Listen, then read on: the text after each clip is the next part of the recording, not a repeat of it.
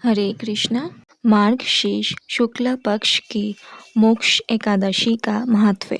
युधिष्ठिर बोले, देव देवेश्वर, मैं पूछता हूँ, मार्गशीर्ष मास के शुक्ल पक्ष में जो एकादशी होती है उसका क्या नाम है, कौन सी विधि है तथा उसमें किस देवता का पूजन किया जाता है? स्वामी, ये सब यथार्थ रूप से बताइए। श्री कृष्ण ने कहा, नृपश्रेष्ठ, मार्गशीर्ष मास के कृष्ण पक्ष में उत्पत्ति अथवा उत्पन्न नाम की एकादशी होती है, जिसका वर्णन मैंने तुम्हारे समक्ष कर दिया है।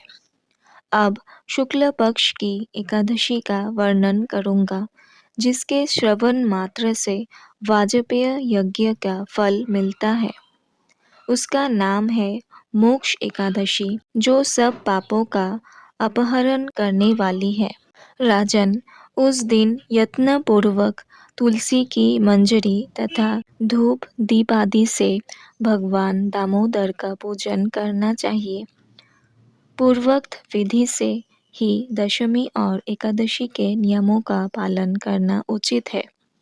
मोक्ष एकादशी बड़े बड़े पातकों का नाश करने वाली है।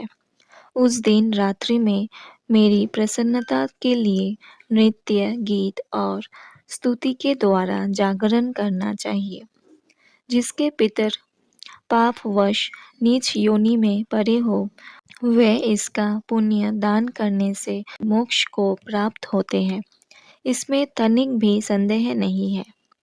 पूर्व काल की बात है, वैष्णवों से विभूषित परम रमणीय चंपक नगर में वैखनस नामक राजा रहते थे।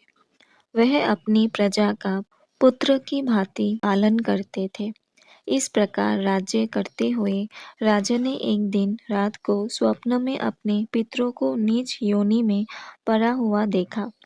उन सबको इन अवस्था में देखकर राजा के मन में बड़ा विस्मय हुआ और प्रातःकाल ब्राह्मणों से उन्होंने उस स्वप्न का सारा हाल कह सुनाया। राजा बोले, ब्राह्मणों, मैंने अपने पितरों को नरक में गिरा देखा है। वे बारंबार रोते हुए मुझसे यूँ कह रहे थे कि तुम हमारे तनुज हो, इसीलिए इस नरक समुद्र से हम लोगों का उद्धार करो। द्विजोवरो, इस रूप में मुझे पितरों के दर्शन हुए हैं। इससे मुझे चैन नहीं मिलता। क्या करो, कहाँ जाओ? मेरा हृदय रौंधा जा रहा है। वह व्रत, वह तप और वह योग जिससे मेरे पूर्वज तत्काल नरक से छुटकारा पा जाए, बताने की कृपा करे। मुझ बलवान एवं साहसी पुत्र के जीते जी मेरे माता पिता घोर नरक में पड़े हुए हैं। अतः ऐसे पुत्र से क्या लाभ है? ब्राह्मण बोले, राजन, यहाँ से निकट ही पर्वत मुनि का महान आश्रम है। वे भूत और भविष्य के भी ज्ञाता है। नृपश्रेष्ठ, आप उन्हीं के पास चले जाइए। ब्राह्मणों की बात सुनकर महाराज वैखनस शीघ्र ही पर्वत मुनि के आश्रम पर गए और वहां उन मुनि श्रेष्ठों को देखकर उन्होंने दंडवत प्रणाम करके मुनि के चरणों को स्पर्श किया। मुनि ने भी राजा से राज्य के सातों अंगों की कुशल पूछी। राजा बोले, स्वामी, आपके कृपा से मेरे राज्य के सातों अंग सकुशल है, किंतु मैंने स्वप्न में देखा है कि मेरे पितर नरक में पड़े हैं। अतः बताइए, किस पुण्य के प्रभाव से उनका वहां से छुटकारा होगा? राजा की यह बात सुनकर मुनि श्रेष्ठ पर्वत एक मुहूर्त तक ध्यानस्थ रहे। इसके बाद वे राजा से बोले, महाराज, मार्गशीर्ष माह के शुक्ल पक्ष में जो मोक्ष नाम की एकादशी होती है, तुम सब लोग उसका व्रत करो और उसका पुण्य पितरों को दे डालो। उस पुण्य के प्रभाव से उनका नरक से उद्धार हो जाएगा।